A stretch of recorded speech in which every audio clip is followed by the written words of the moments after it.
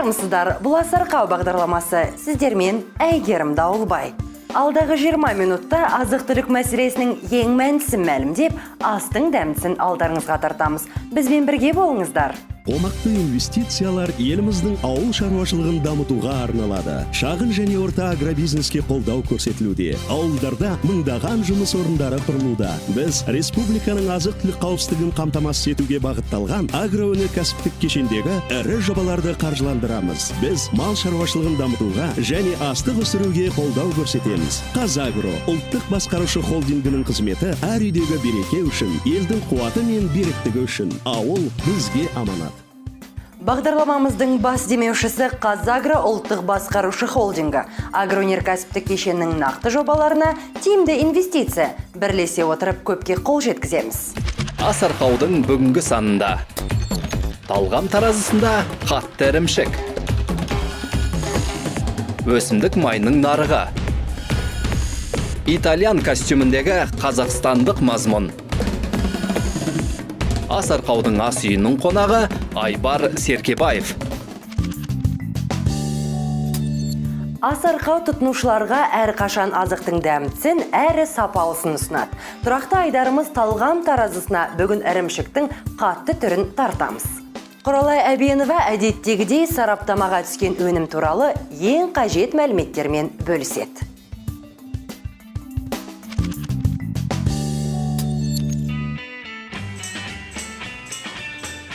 Ірімшік сүтке қарағанда құнарлығы жоғары, тойымды сіңімді тағам.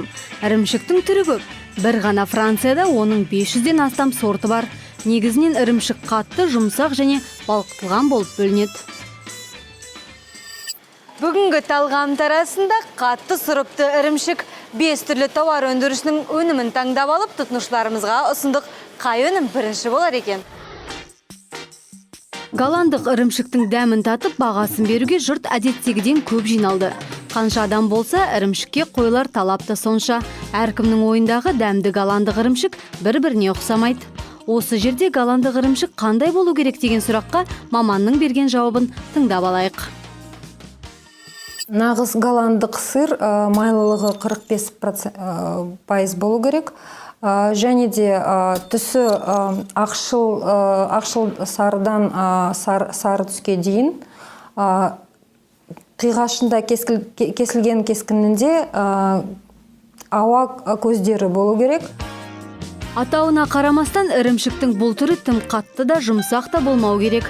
Сапалы жасалған мұндай ірімшік иілгіш келсе де пышаққа жабыспайды. Керісінше болса, қолыңыздағы ірімшіктің технологиясы бұзылған немесе жарамдылық мерзімі өтіп кеткен. Ірімшік туралы әңгімемізді осы жерден іркіп, тұтынушыларға оралайық. 63-ші сырға дауыс бердім, өйткені дәмдірек екен, басқаларына қарағанда қышқыл емес, табиғи өнім сияқты. 22-ші нөмірге дауысымды бердім. Өйткені оның дәмі ерекше, аузында еритін сияқты. Осымен тұтынушылар сараптамасында қорытындылар уақыт келіп жетті. Бірінші орынды 49-ші нөмірлі Добряна ірімшігі иеленді. Оған 9 адам дауыс берді. Ал екінші орынға 8 дауысқа иеленген 10-ші нөмірлі Кома ірімшігі орналасты. Ал үштікті тұтынушылардың 6 дауысына ие болған 22-ші нөмірлі Плавач ірімшігі түйіндеп отыр. Елдің талғамынан іркілмей өткен ірімшіктерге технологтар қандай баға берер екен?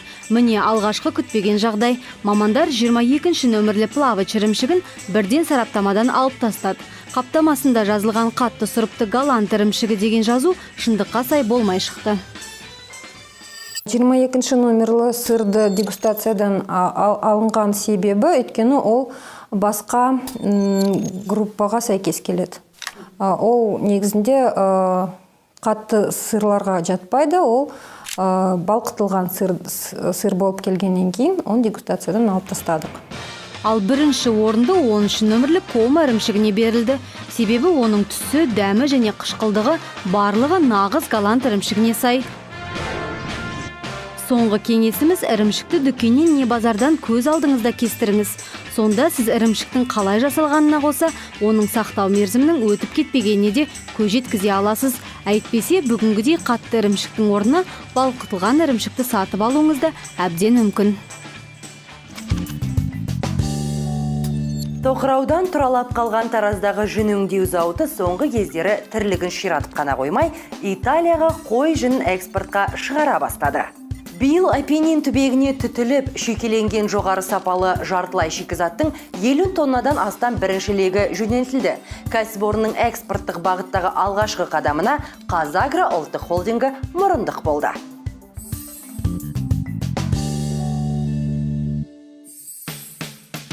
Тараздағы жүн өңдеу фабрикасы Қазагро ұлттық холдингінің қолдауымен экспорттық әлеуетін өсіруге қол жеткізді. Фабрика бұған дейін қой жүнін тазалап, жуумен ғана шектеліп келді. Ұлттық холдингтің еншілес компаниясы Қазагро өніммен бірлесе отырып, кәсіпорын шикізатты жартылай дайын өнім деңгейіне жеткізе алды. Жүнді тазартып түтетін, шүйкелейтін жаңа желі іске қосылды. Ең алдымен фабрика жоғар сапалы иірілген жіп шығаратын басты шикізат, табиғи топсты өндіреді.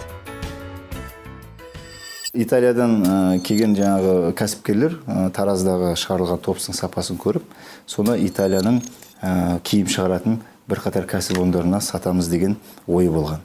Осы ой биыл іске асырылды. Құдайға шүкір, мына осы 2014-тің 1 қаңтарынан бастап, мына біз 40 тонна шамасында топсты экспортқа шығардық. Апеннин түбегіндегі компанияларды тазарып таралған майланған биязы жүннің сапасы қызықтырыпты. Биыл құны $500 миллион ақш доллары болатын өнімді экспорттау туралы келісімге қол қойылды. Ұлттық холдингтің өкілдері бұл көлемді еселеуге әлеуетіміз жетеді дейді. Қазақстанда жылына өңдеуге жарамды 2000 тонна биязы жүн алынады. 2000 тонна жүн сатып аламыз деп жатырмыз ғой. Соның жартысы Тараз зауыты арқылы өткізуді біз мақсат қойып отырмыз. Сол 1000 тонна жүнді алсақ, оны қайта өңдеп, жуып, 500 тонна шамасында топ шығарамыз деген ойымызда бар. Осы 500 тонна алдағы уақытқа Италияның кәсіпорындарына сатылады. Яғни толығымен экспортқа шығарылады деген ой бар. Дегенмен Қазақстанда жылына өндірілетін 6000 тонна жүннің 3/1 бөлігі ғана өңдеуге жарайды. Сол аз көлемнің өзі делдалдар арқылы Қытайға сатылуда. Отандық өңдеуші кәсіпорындарды шикізатпен қамтамасыз ету үшін ұлттық холдингтің еншілес компаниясы қой шаруашылықтары мен жүн өңдеу зауыттарының басын қосып, кластер ұйымдастырған. Нәтижесінде елдегі 3 кәсіпорын шикізаттың қажетті көлемімен қамтамасыз етілді. Биыл біз 3 зауыттың басын қосып, жақсы баға бекітіп, бұл 300 теңгенің шамасында 1 килограммына. Осы бағаны бекітіп, біз бүкіл шаруашылықтарға айттық. Енді делдалдарға сатпаңыздар, біз осы 3 зауыт арқылы сіздердегі жүнді белгілеген бағамен сіздерден сатып алайық. Тараздағы жүн фабрикасының өзі жылына 10 000 тонна жүн өңдеп, 2-3 мың тонна жоғар сапалы топс жартылай шикізатын шығарылады. Осыны ескере отырып, Қазагро кластер аясында қой шаруашылығы мен жүн өңдеуші кәсіпорындарды өзара тиімді әріптестік негізінде дамытуға ден қойып отыр. Әлемнің кез келген ас үйінің мәзірін онсыз елестету мүмкін емес. Асымызға арқау болатын өнімдердің дені соның арқасында дәмді болады. Арзан әрі пайдалы өсімдік майы кез келген елдің азық-түлік себетінен табылады. Осыны ескерген тілшіміз Аяжан Амантайқызы бұл өнімнің нарығына зер салған еді.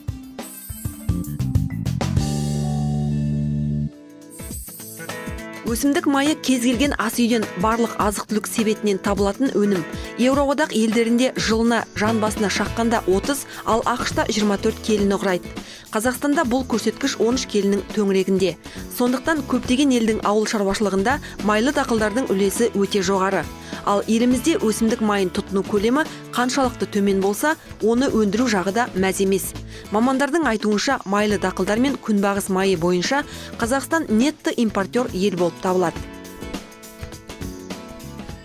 келген жағы майлы дақылдардың өнімі, енді майлар ғой негізінен бағасы жоғары, ал енді біз өзіміз өндірілген жағы майлардың құны олардан төмен. Әлемдік нарықта майлы дақылдардың тек қана 2% ғана 2% ғана біз өндіреміз. Қазақстанда бір жылда өндірілетін 850 мың тонна ғана өсімдік майы ішкі сұраныстың жартысын ғана өтейді. 45%-ын импорт құрайды. Басты себебі елде май өндірісінің шикізаты күнбағыстан жиналатын өнімнің аздығы. Жердің тозуы, күнбағысты өсіру технологиясының сақталмауы өнім сапасы мен оның көлемінің төмендеуіне әкелді. Майлы дақылдардың тұқым жағы нашар, әлі тұқым жаңа сорт шығару әлі бізде жолға қойылған жоқ. Сосын кейін мына қолданыстағы, толғаныстағы тұқымның жаңарту да қолға алмай жатыр. Сұранысқа ие рапс, күнбағыс, майбұршақ тәрізді түрлі майлы дақылдар үшін Қазақстанның табиғи климаттық жағдайы өте қолайлы. Соған қарамастан майсығатын кәсіпорындар шикізаттан тапшылық көруде. Нәтижесінде толық қуатымен жұмыс істейтіндері некен саяқ. Оңтүстік өңірінде күнбағыс аз өсетін болғандықтан біздер Шығыс Қазақстан облысына барып, сол жерден күнбағыс өндіретін шаруашылықты алып, және сол жерден күнбағыс майын өндіретін тағы бір май зауытын салдық. Шымкенттегі май зауыты Шығыс Қазақстандағы зауыттан тазартылмаған майды осында тазартады. Өсімдік майы рафинатталып, құтыларға құйылып, сауда орындарына жөнелтіледі. Кәсіпорын жылына 80-100 тонна май өңдей алса да, қазір 60 тонналық межеден аспай тұр. Зауыт басшылығы өнім көлемімен бірге майлық дақыл дәндерін сақтау қоймаларын салу қажеттігін айтады. Іште өндіретін өнімдер өте көп болатын болса, олардың бәсекенің арқасында сапасы жоғарылап, өнімнің өзіндік құны арзандаған болар еді. Соңғы жылдары ел үкіметі өсімдік майы нарығын жергілікті өніммен толтыру үшін кешенді шараларды қолға алды. Майлы дақылдардың егістік алқабын өсіру, майлы дақылдардың өнімділігін арттыру қарастырылған. Былтыр майлы дақылдардың алқабы 1,8 миллион гектар болса, соның 900 мың гектарына күнбағыс егілген. Тұқым шығаратын жерлерде мына жағы нелер, зиянкестерге қарсы, ауруларына қарсы жаңа әдістер, жаңа технологиялар қолдану үшін мына ғылыммен байланысты болу керек. О жағы бізде әлі жолға қойылмай жатыр. Бұдан бөлек мемлекет майлы дақылдардың әр гектарына субсидия беріп отыр. Өңдеуші кәсіпорындардың айналымын өсіру үшін жеңілдетілген несие қарастырылған. Дегенмен бұл шаралар аздық етуде, немесе күткендегідей нәтиже бермей отыр. Сондықтан өсімдік майы нарығындағы импорттың үлесін азайту күн тәртібіндегі күрделі мәселе. Қазақ эстрадасындағы музыкалық топтар көптеген жас таланттың қанат қаққан ұясына айналды. Біздің бүгінгі қонағымыз Айбар Серкебаев елге алғаш Каспий тобының құрамында танылды. Асарқаудың ас үйінде өзінің ас мәзірін ұсынған әнші шығармашылығындағы жаңалықтармен де бөлісті.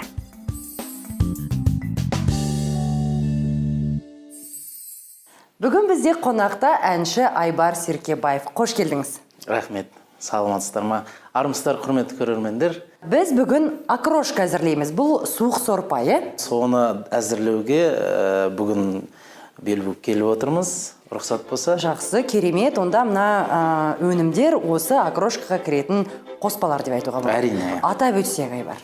Атап өтетін болсақ, бірінші шалғам. Шалғам. Содан кейін қияр, балғын қияр, пісірілген картоп, аршылған жұмыртқаның тек қана ағы. Ол да пісірілген. Ас көк пісірілген. Содан кейін ет, мына жерде майонез, айран, қаймақ, қыша, сірке суы, тұз, бұрыш, минералды су және де айран. Балам деп, ботам деп алаңдаған, барыңды бердің ау. Айбар, өнерде, өмірде қандай жаңалықтар болып жатыр? Енді жалпы өнерде көпшілік көрермен біледі. Осы Каспий тобының құрамынан өзім жеке бөлім шыққалы 1,5 жылдың жүзі болыпты. Содан бері мінекей қоржында, Құдайға шүкір, 7 әнмен толықты. Ас әзірлейтін бағдарламалар өзім жаныма жақын, себебі осы ас үйіне өзім уақытым болған кезде кіріп тұрғанды жақсы көремін. Солай ма? Қандай тағам әзірлей аласың? Енді шыны керек көп деген тағамдарды әзірлей аламын. Оның ішіне палау да кіреді. Тамшы тамшылап басыма, сені елесің келсін шығасыма, мөлдір тамшылар сенің көз жасың ба, жан сырын жасырма. Тамшы тамшылап басыма, алыстап кеттің бе менен расында. Енді піскен жұмыртқаға көшейік. Онда бөлісіп. Екеу маған, екеу саған Айбар. Майдалай соға да болады, шын мәнісінде. Мен жарысып, үлгермей жатырым.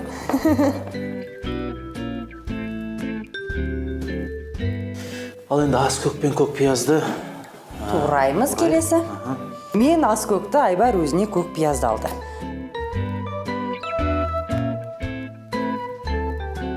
Ал ондай болса мынау соңғы Ет етімізді турап қояйық. Мен өзіме. Маған кішкентайын ғана берді, жақсы болды.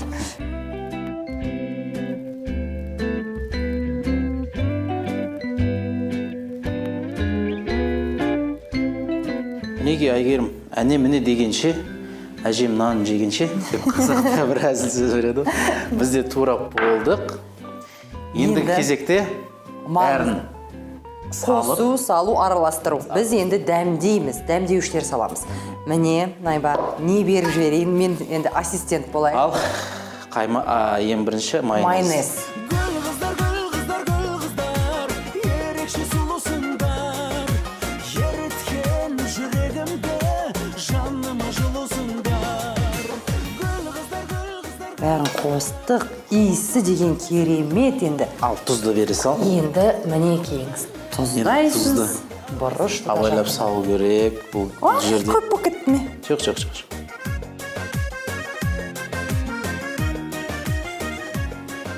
Келіп қалған сияқты.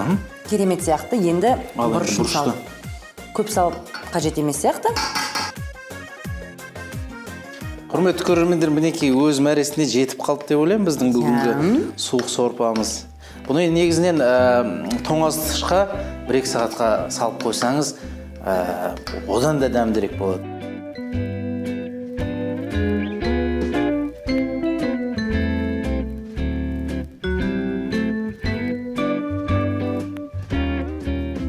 Ал, енді міне сорпамызды құямыз. Ал енді ас көк үстіне, көк пиязбен араласқан ас көкті үстіне енді салып жібереміз. Айбар екеуміздің әзірлеген окрошкамыз дайын болды, құрметті ағайын. Ас болсын. Әр отбасыда осындай дастархан жайнап, көкөністерге толы, бай витаминдерге толы осындай окрошка бола берсін. Дастархандарыңыздан дәм үзілмесін ағайын. Ас арқаудың ас үйінде сіздерге дәм әзірлеп көрсеткен әнші, тележүргізуші Айбар Серкебаев. Анашым, жан анашым, әнім боп тараласың. Барында әрбір адам анасын бағаласын. Анашым, жан анашым. Бағдарламаның бас демеушісі Қазагро ұлттық басқарушы холдингі. Агроөнеркәсіптік кешеннің нақты жобаларына тиімді инвестиция бірлесе отырып көпке қол жеткіземіз. Сіздер Ас арқау бағдарламасын көрдіңіздер. Студияда болған Әйгерім Дауылбай. Айтпағымыз осымен тәмам. Келесі Ас арқауда кездескенше дастархандарыңыздан дәм үзілмесін. Қомақты инвестициялар еліміздің ауыл шаруашылығын дамытуға арналады. Шағын және орта агробизнеске қолдау көрсетілуде. Ауылдарда мыңдаған жұмыс орындары құрылуда. Біз республиканың азық-түлік қауіпсіздігін қамтамасыз етуге бағытталған агроөнеркәсіптік кешендегі ірі жобаларды қаржыландырамыз. Біз мал шаруашылығын дамытуға және астық өсіруге қолдау көрсетеміз. Қазагро ұлттық басқарушы холдингінің қызметі әр үйдегі береке үшін, елдің қуаты мен беріктігі үшін. Ауыл бізге аманат.